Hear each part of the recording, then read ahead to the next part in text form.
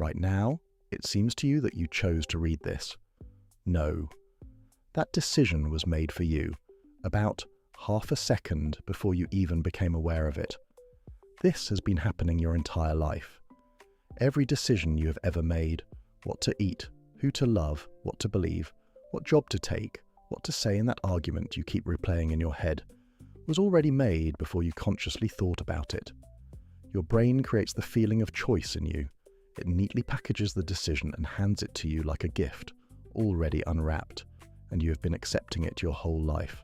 This is exactly what science has been quietly telling us for decades. In 1983, neuroscientist Benjamin Libet conducted one of the most unsettling experiments in the history of brain science. He asked people to flex their wrist whenever they felt like it, of their own free will, and to note the exact moment they made that decision, using a spinning clock hand to track the precise instant the intention appeared in their mind.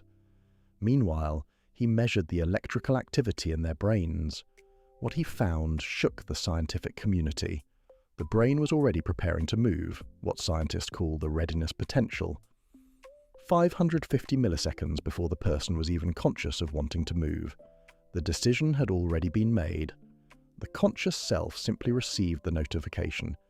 You feel like you are behind the wheel, but the car was already moving before you touched it. Think about that for a moment.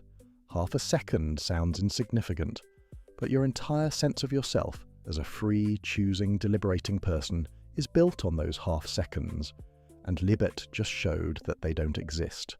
But Libet's experiment is only the beginning. Every second of waking life, your brain builds a model, not of what the world is, but of what it is about to be.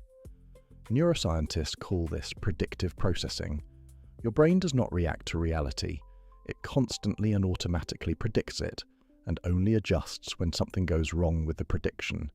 You think you are experiencing the present moment. You are not.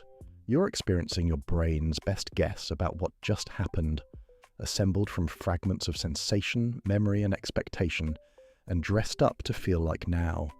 You are always living slightly in the past, and your brain decided what that past looked like.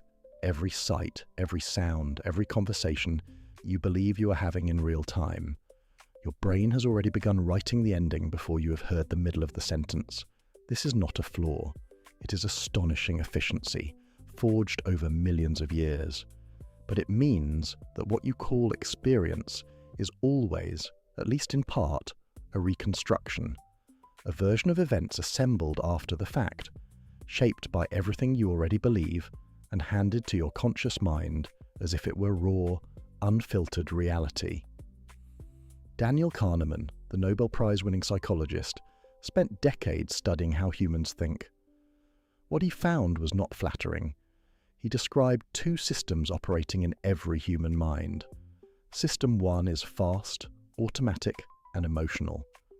It runs constantly in the background, making snap judgments and intuitive decisions, recognizing patterns without asking permission.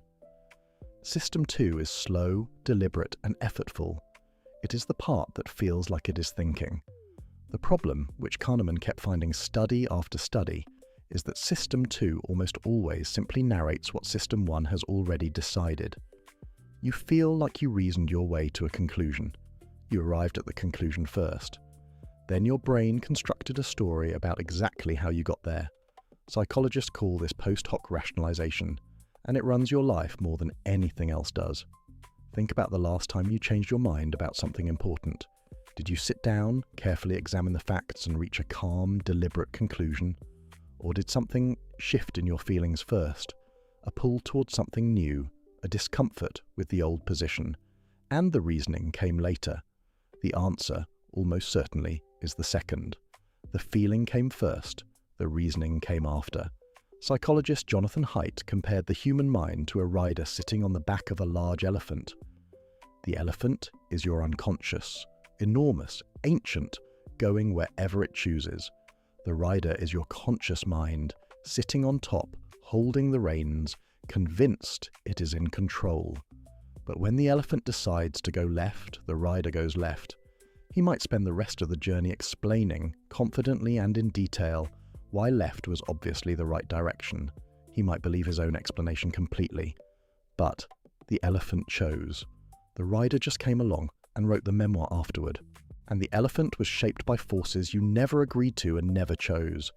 Your brain was not built for truth, not for wisdom, not for making the kind of calm, rational decisions you believe you make on a daily basis.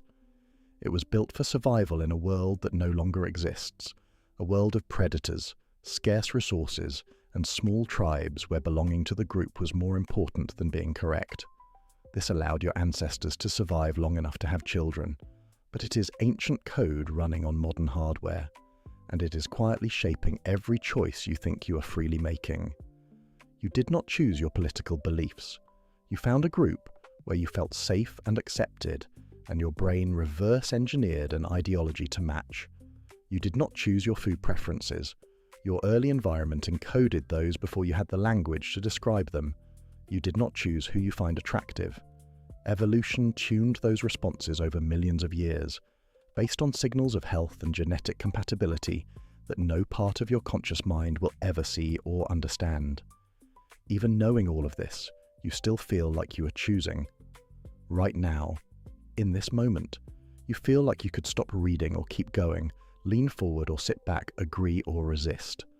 That feeling of agency, the deep sense that you are the author of your own actions, is one of the most consistent and powerful experiences in human life. Neuroscientists take it seriously. They simply disagree about what it means. Benjamin Libet himself refused to conclude that free will was simply an illusion, even after running the experiment that seemed to demonstrate exactly that. He pointed to something he called the veto. Even if the brain initiates a movement before you are conscious of deciding to move, you can still stop it. You do not choose which thoughts arise, but you may be able to choose which ones you follow.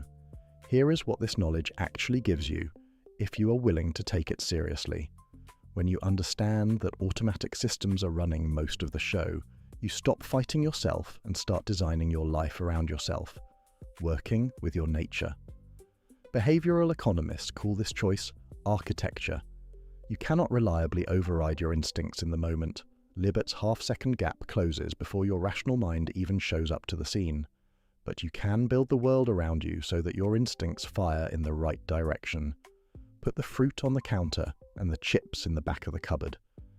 Make the decisions that matter in the morning, before decision fatigue drains whatever self-control you have left. Sleep before the conversation you are afraid to have. Remove the temptation before the craving arrives. These are not hacks. They are the most sophisticated form of self-knowledge available to a human being. Not because you are weak, but because you finally understand the machinery. This is not the absence of agency. This is what real agency looks like. Working with your nature, not pretending it doesn't exist. You are millions of years of evolutionary pressure, filtered through a childhood you did not choose, running on hardware that predates civilization by 100,000 years. But it is also the part that can watch, that can notice. Who is actually in charge here? And the moment you truly ask that question, hold it, resist the urge to answer it too quickly. Something shifts, because you just used the most distinctly human thing you have, the ability to step outside your own automatic processes and observe them. Most people never do this.